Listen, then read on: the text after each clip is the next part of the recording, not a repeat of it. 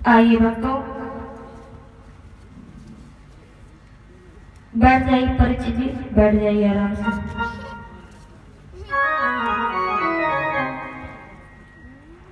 देखिए भक्तों, ये रामचरितमानस कथा अमर कथा कही गई है।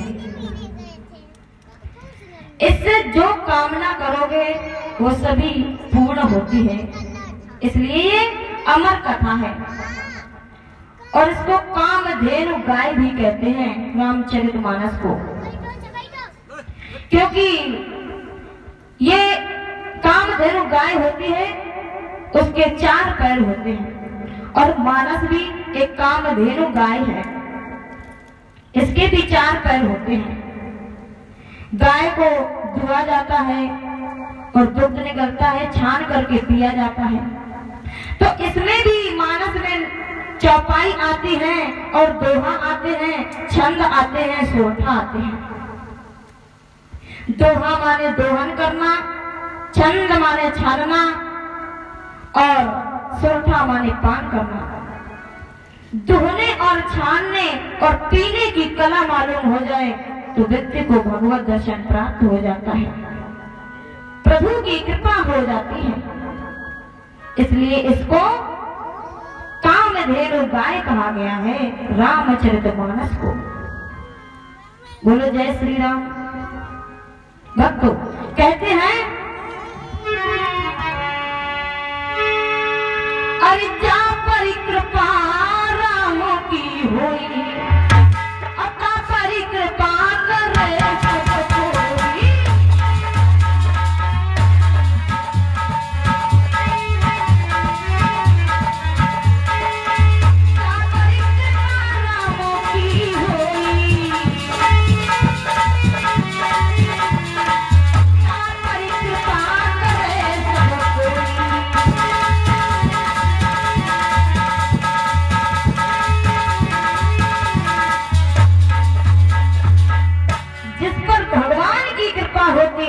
उस पर सभी की कृपा होती है, क्योंकि भगवान से बढ़कर के संसार में कोई है भी तो नहीं, है ना।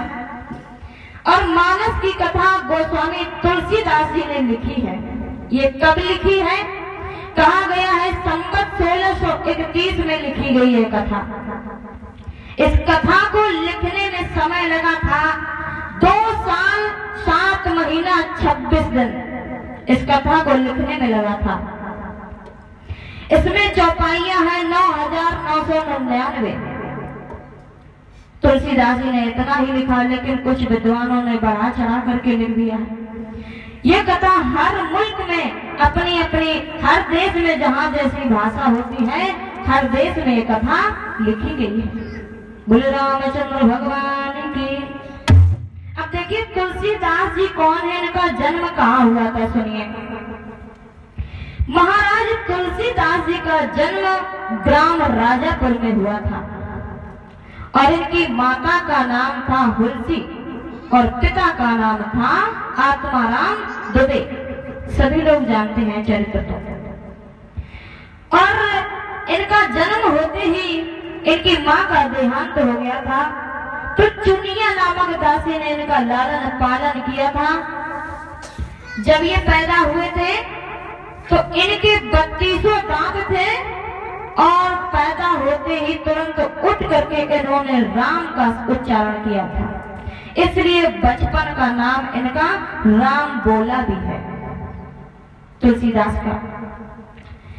इधर तुलसीदास जी ने वर्णन किया है कि इस कथा को कहते हैं कि जब ये कथा लिखी गई थी ना, इस घटना को घटे कम से कम 20 लाख वर्ष से भी ज्यादा हो गए हैं। अब ये कैसे माना जाए कि रामचरितमानस की कथा सत्य है कि झूठ है? जरूरी नहीं कि सटीक सत्य है, लेकिन ये कब लिखी गई है सुनो।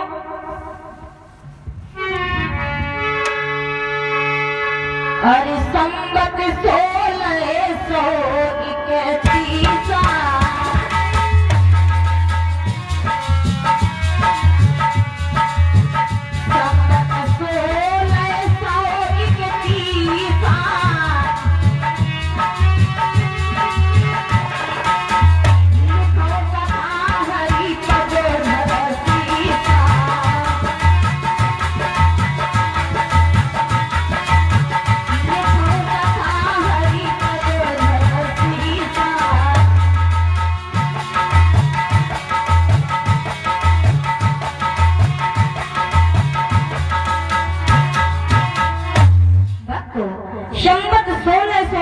1930 में ये कथा लिखी गई थी अकबर के शासन में।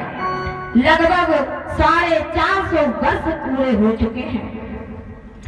इतना पुराना कोई वृक्ष भी नहीं है जो इस कथा को बता दे कि ये सत्य है। और भक्तों, कहा जाता है कि मानस की चौपाई में पहले ही तुलसीदास जी ने लिखा है। क्या लिखा है? रच महेश निज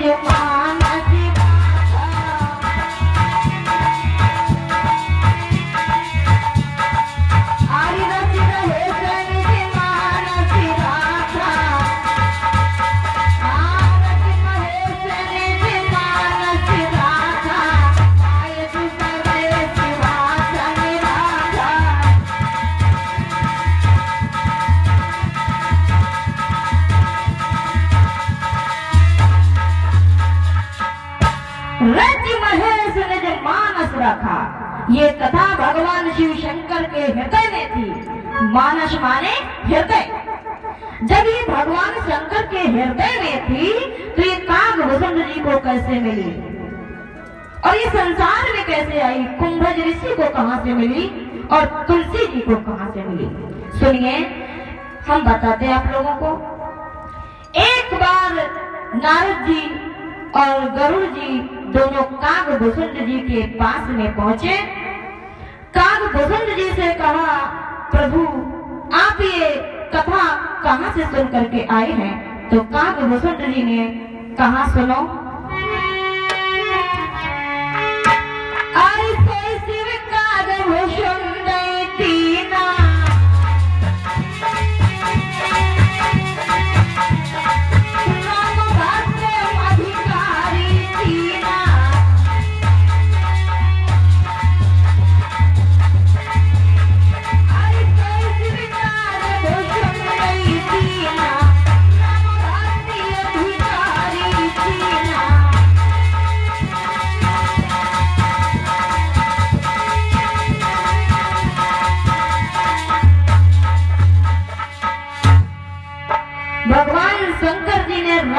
को समझकर कथा प्राप्त करा दी थी। और फिर कुंभज ऋषि को कहां से मिली? कुंभज ऋषि को ये कथा कहां से मिली है? सुनिए। और शंकर चरित यकीन सुहावा,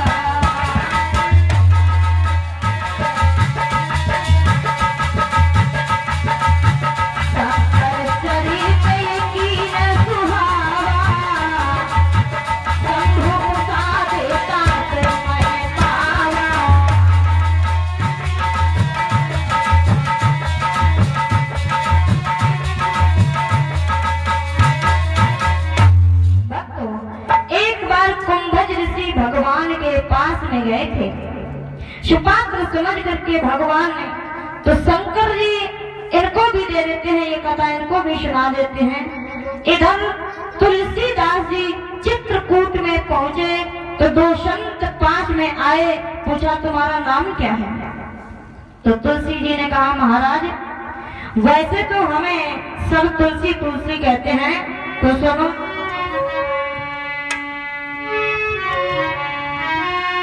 तुलसी तुलसी सब कहे, तुलसी बन की घास, अब भई कृपा श्री राम की तो हो गए तुलसीदास।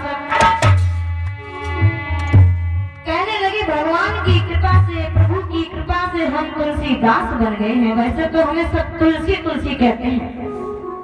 तो परीक्षित जी ने कहा, ये कथा आपको कहां से मिली है? तो तुलसीदास जी ने बताया, क्या? शंभु प्रसाद सुमित ही हुलसी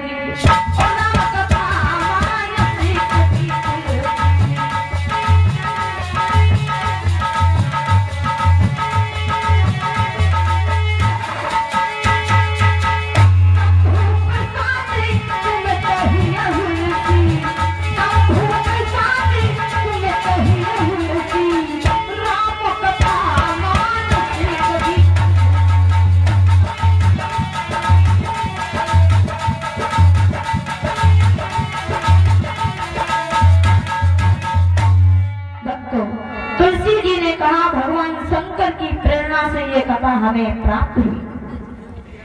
जन्म लेते ही तुलसी उठ करके बैठ गए थे। 3 बार राम नाम का उच्चारण किया था तो बचपन का नाम था राम बोला। कहते हैं कि ये ईश्वरी प्रसाद होता है भक्तों, यानी जैसे कहते हैं ना गॉड गिफ्ट, ये भगवान का प्रसाद होता है। जैसे तुलसीदास, कबीर साहब जी, और कबीर साहब जी तो एक तालाब के किनारे पर पड़े हुए पाए गए थे। इनके माता पिता का तो कोई भी पता ही नहीं है। एक जुलाहे ने पाला था इनको। ये ईश्वरी कृपा है, ईश्वरी शक्तियां हैं। और हमारे आपके जन्म मरण में भी, इनके जन्म मरण भी काफी भिन्नता होती है। हमारे आपके जन्म में और इनके जो भगवान की शक्तियां होती हैं, ईश्वरी शक्तियां होती हैं, इनके जन्म में काफी फर्क होता है। बोले श्री रामचंद्र की जय। ये गॉड गिफ्ट होता है, ईश्वरी प्रसाद होता है। जैसे इब्राहिम लिंकन विश्व का शहंशाह था, और एक मौजी का लड़का हिटलर था, और एक मजदूर का लड़का विश्व का बादशाह हुआ। ये परमात्मा की कृपा होती है। कहते हैं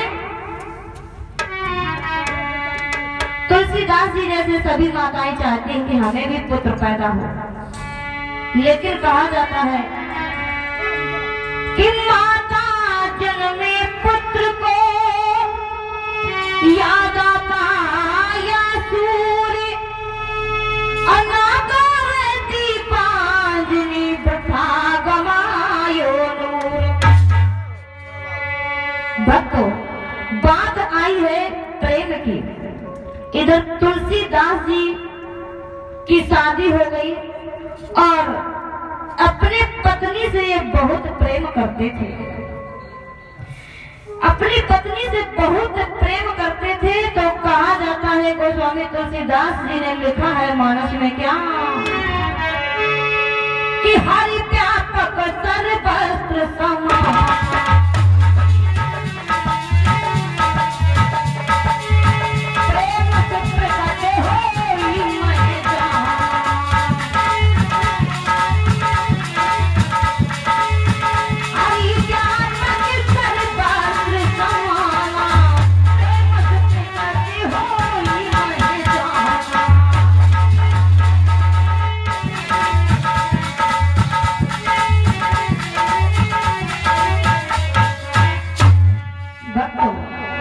कहते हैं कि हरि व्यापक सर्वस्त्र समाना, और प्रेम से प्रकट होई मैं जाना।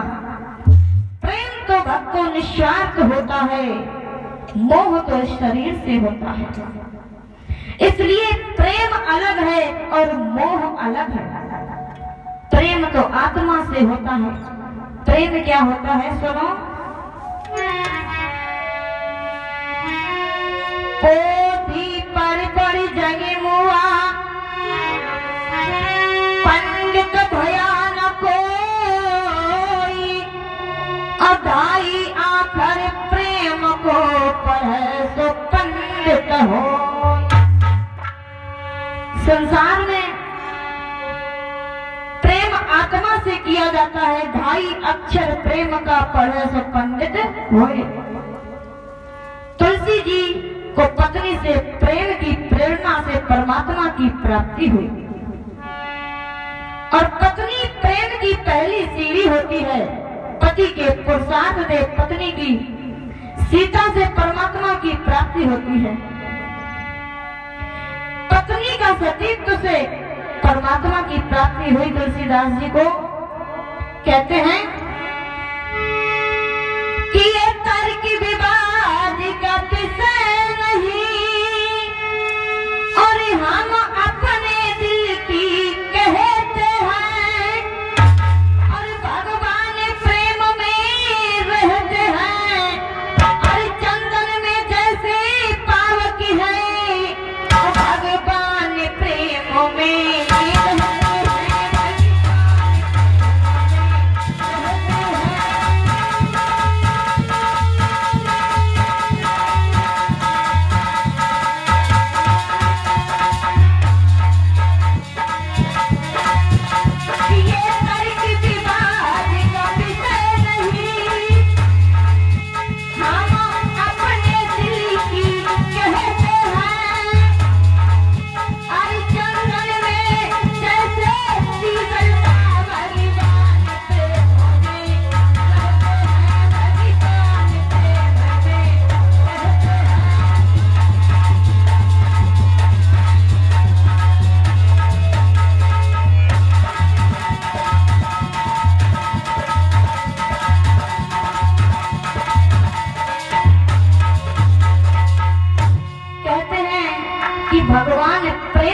रहते हैं। चंदन में जैसे पावक होती है, इसी प्रकार प्रेम में परमात्मा रहते हैं। इस शरीर में निराकार ब्रह्म रहता है। जैसे एक दिन माता रुक्मिणी जी ने भगवान कृष्ण से कहा, प्रभु मैं आपकी विवाहता पत्नी हूँ, लेकिन ये कहीं पर नहीं कहा जाता है कि रुक्मिणी कृष्ण की जय हो, हमेशा राधा कृष्ण की जय हो। भगवान ने कहा, देवी तुम हमें पुरुष के रूप में देखती हो और राधा हमें एक पुरुष शरीर में नहीं देखती है। राधा ने हमेशा पुरुषोत्तम देखा है, प्रेम करती है राधा। बोलो जय श्री राम। और कहा गया आगे, तुलसीदास जी ने लिखा है, हरि हरि व्यापक सर्वत्र समाना,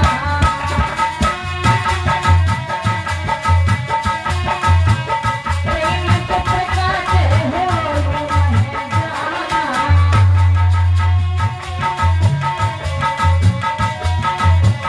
हरि व्यापक सर्वत्र समाना, हरि व्यापक सर्वत्र समाना, प्रेम से प्रकट हो जाना।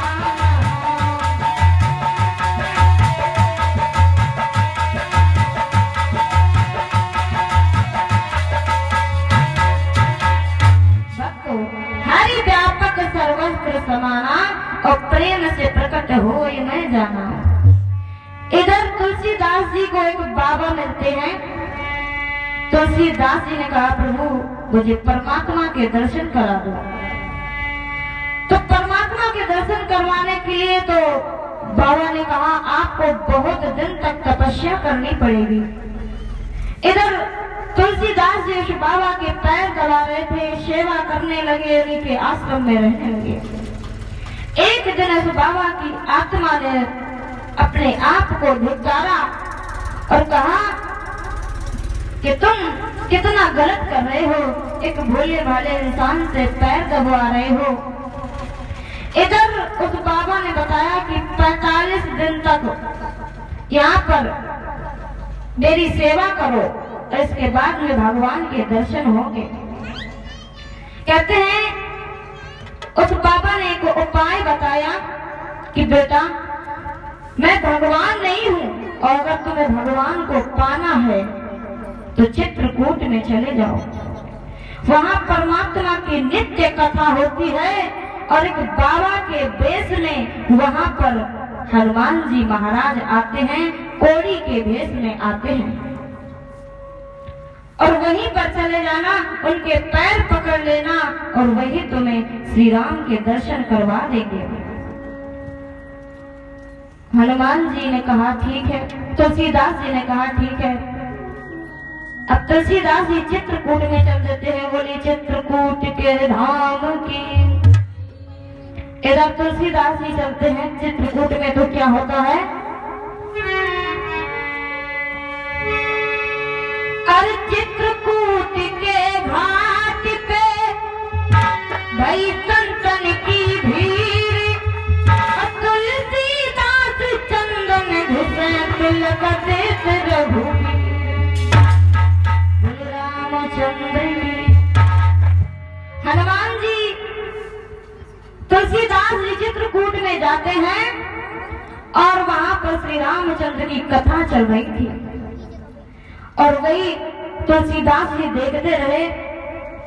एक कंबल ओढ़े हुए बूढ़ा सा व्यक्ति कोढ़ी के रूप में बिल्कुल सबसे अलग बैठा था।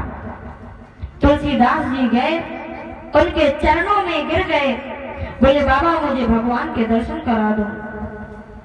कहने लगे बाबा मुझे भगवान के दर्शन करा दो। वो बाबा कहने लगे अरे भैया मैं तो वैसे भी बूढ़ा व्यक्ति हूँ, कोढ़ी हूँ, मेरे शरीर से कोढ़ चू रहा है, मैं कहाँ से परमात्मा के दर्शन करा दूंगा। लेकिन तुलसीदास जी नहीं माने, समझ गए कि यही श्री हनुमान है।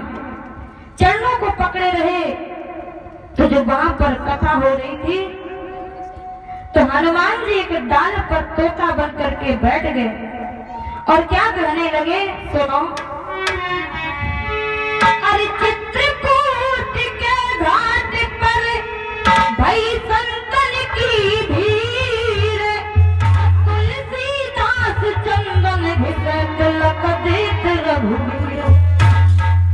तुलसीदास जी चंदन घिस रहे थे, भगवान ने एक साधु के भेष में आते हैं और तुलसीदास जी उनके चंदन लगाते हैं। तुलसीदास इधर हनुमान जी तोता बन करके ना उनको बताते हैं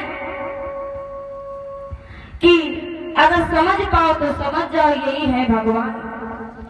तुलसीदास जी ने भगवान को देखा, देख करके प्रणाम किया, भगवान से कहने लगे हे प्रभु। भगवान जाने लगे तो कहने लगे हे प्रभु, जरा देर ठहरो रामा, तमन्ना यही है। अरे जरा देर ठहरो रामा, तमन्ना यही है। अभी हमने जी भर के देखा नहीं।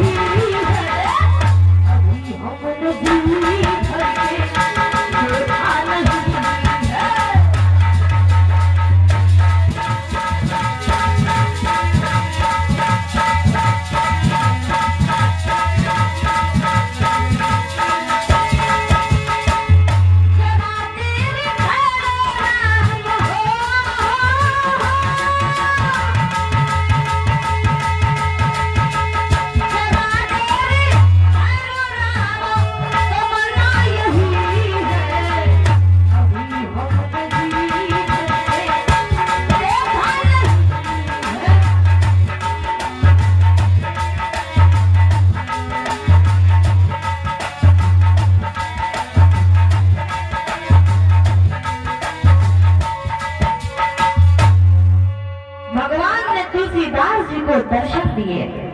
एक पत्नी की प्रेरणा से प्रेम में भगवान होते हैं, ऐसा कहा गया है, शास्त्रों में वर्णन है। तो भक्तों आगे क्या होता है, एक बार की बात है, एक तपोभूमि वट के नीचे प्रभु एक दिन बैठे हुए थे और उस तपोभूमि वट के नीचे अरे बैठे ही हरिहा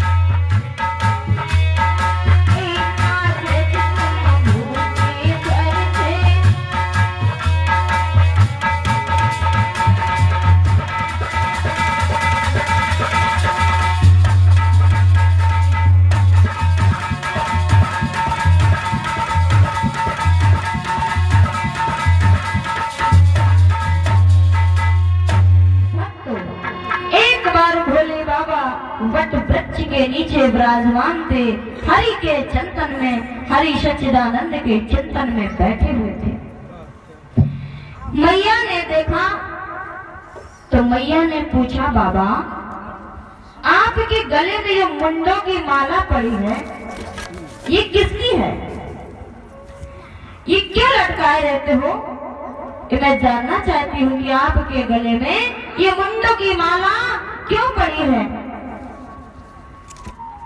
ले लो मामा वहां से। तो भोले बाबा कहने लगे, देवी ये मुंड की माला जो पड़ी है ना, ये सब तुम्हारी है। मैया कहने लगी, मेरी है? क्यों? तो भोले बाबा ने बताया कि देवी, तुम जितने बार मर के जन्म लेती हो और मैं तुम्हारे मुंडों की माला अपने गले में सजा लेता हूँ। मैया कहने लगी, बाबा मैं मरती हूँ और आप नहीं मरते हो क्या? बाबा कहने लगे, नहीं देवी जी, मैं नहीं मरता हूँ, मुझे कुछ नहीं होता है। तो मैया ने कहा, क्यों बाबा, आप क्यों नहीं मरते हो? तो बाबा ने कहा, देवी जी मैं अमर कथा जानता हूँ इसलिए नहीं मरता हूँ मैं, और जो अमर कथा नहीं जानता है वही संसार में बार बार आता है, बार बार जाता है। तो मैया ने कहा, प्रभु जी यदि आप अमर कथा जानते हो तो हमें भी वो अमर कथा सुनाइए, मैं भी नहीं मरना चाहती हूँ बार बार। भोले बाबा ने कहा, देवी वह कथा सबको नहीं सुनाई जाती है, वह कथा उसको सुनाई जाती है जो सुपात्र होता है, सुनने का पात्र होता है, सबको नहीं सुनाई जाती है। और कहते हैं मैया नहीं मानी। कहा जाता है, अरे कितना भी हो गए गूढ़ तत्व उस समय न संत छिपाते हैं, और जिस समय पात्र या अधिकारी अपनी इच्छा पर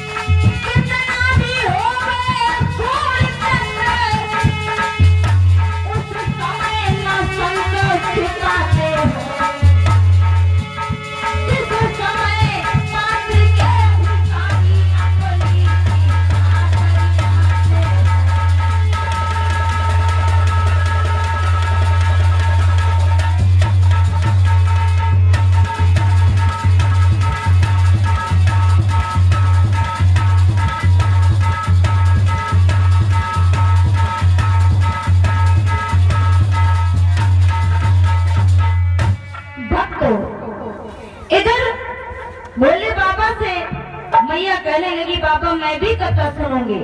यह गुण है उन गोपनीय जिनमें श्रद्धा विश्वास नहीं होता है, आराध्य देव की गाथा है, ये सबको नहीं सुनाई जाती है।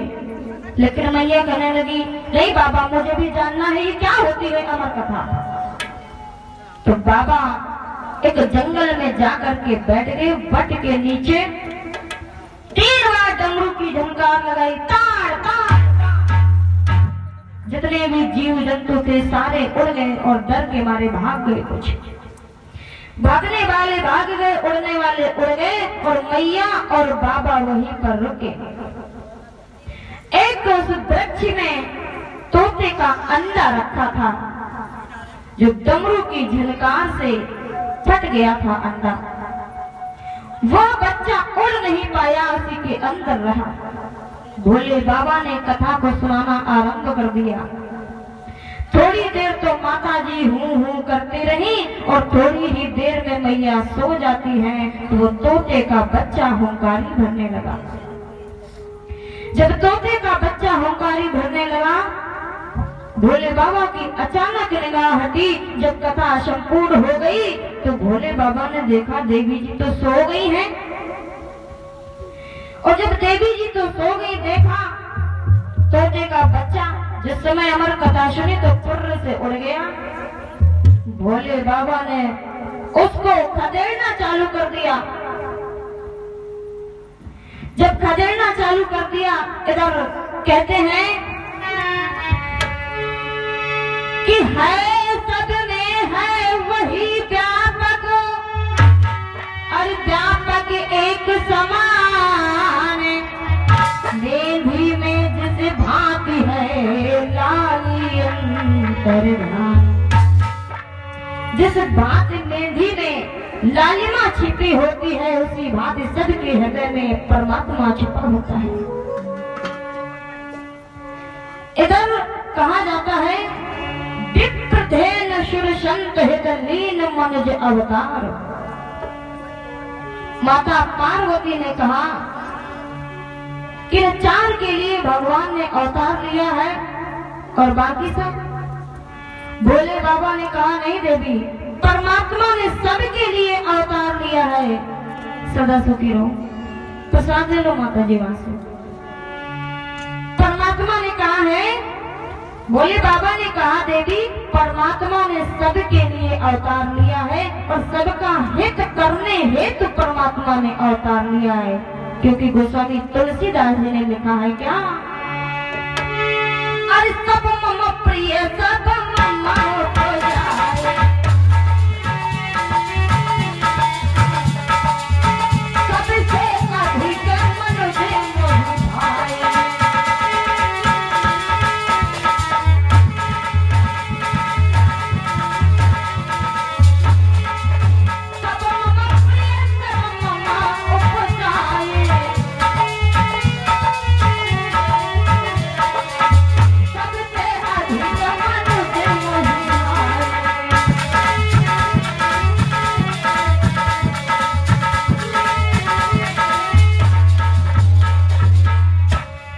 भगवान ने कहा कि सब मम प्रिय सब मम उपजाए और सबसे अधिक मनुज मोहि भाए।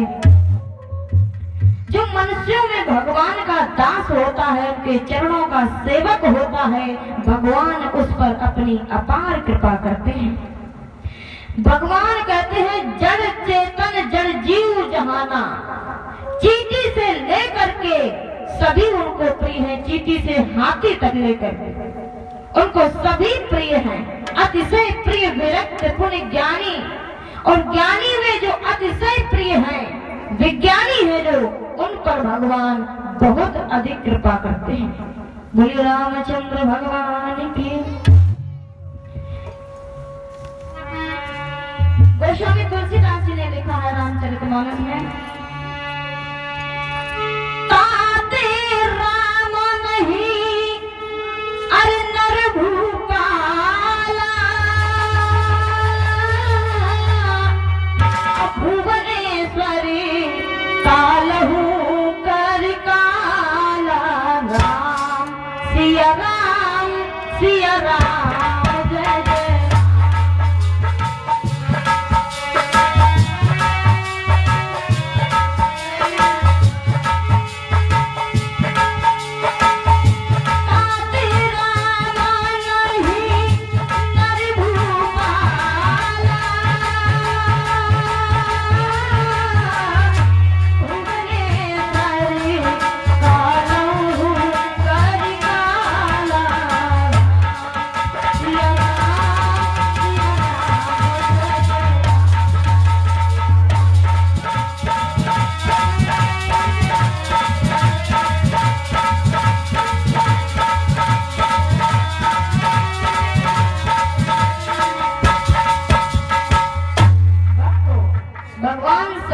सती जी से कहा, मैं उस राम की बात कर रहा हूँ जो भुवनेश्वर कालों के काल है। माता सती जी ने कहा, प्रभु फिर क्यों कहा है कि विप्र धेनु सुर संत हिते दीन मनुज अवतार। माता जी ने कहा सिर्फ 4 लोगों के लिए अवतार लिया है। तो बाबा ने कहा नहीं देवी, आपको गलत फहमी है, भगवान ने सबके लिए अवतार लिया है अपना। उनकी दृष्टि में सब जीव बराबर हैं। सुनो वे राम कौन है और उनके जन्म की कथा हम आप लोगों को सुनाते हैं। सुनिए। अरे राम जन्म की भांति अनेका,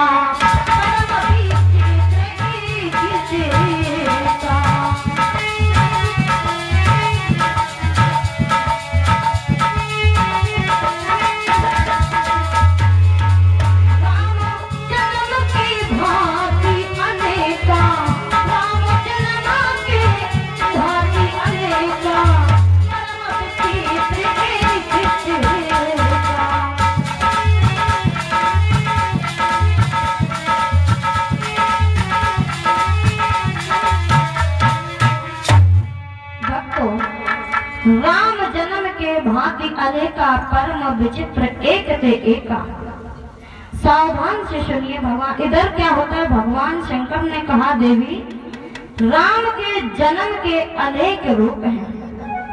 भगवान ने कहा देवी सुनो, जय विजय जो थे वो त्रेता में भगवान के निश्चय रूप में प्रकट हुए थे। सुनिए,